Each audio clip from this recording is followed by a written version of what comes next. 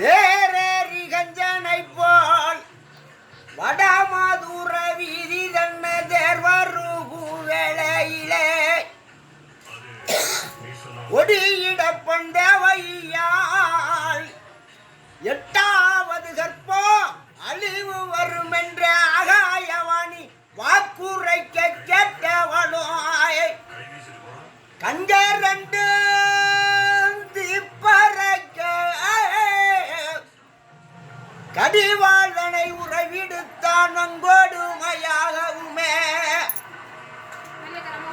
வந்தங்கள் அணவற்ற மக்க எத்தனையானாலும் சரி உன்னிடம் போல் தருகிறேன் ஒன்று சரி முடித்து நீந்தாய் பெரும் பாவம் கோட்டை கட்டியாலும் என்றான். நல்லதென்று சம்மதித்து கணவனோடு தேவகியால் அவக 5 ரங்கம் பேசி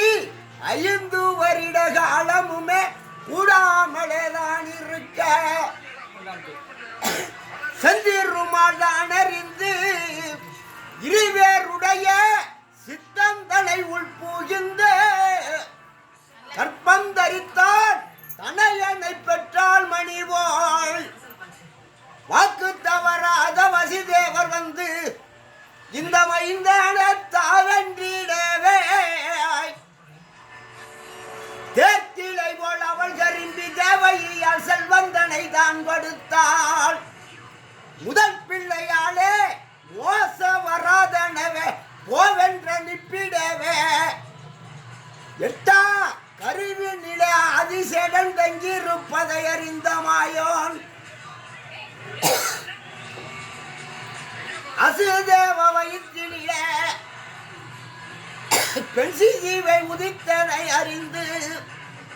இங்க 5 ஜீவ வயிற்றினில காளி உதித்திருப்பதை அறிந்தார். அப்பா அயரால் பாடிக்கு நம்ம எப்படி போவோம் என்று கேட்கையில அயரால் பாடிதனில அசோதை வயிற்றினில காளி உதித்தீரங்கே அப்ப மாயவன் 5 சிவ வயிற்றினில 8 கோட்டை வாச பூட்டிடவே மருத்துவ பெண்சி சீவையனும் காவலரும் தூதவரும் கண்டு விட அப்ப கடம்ப வரதனிலே என் மாயோன் கடாவா வழிதான் உரைக்க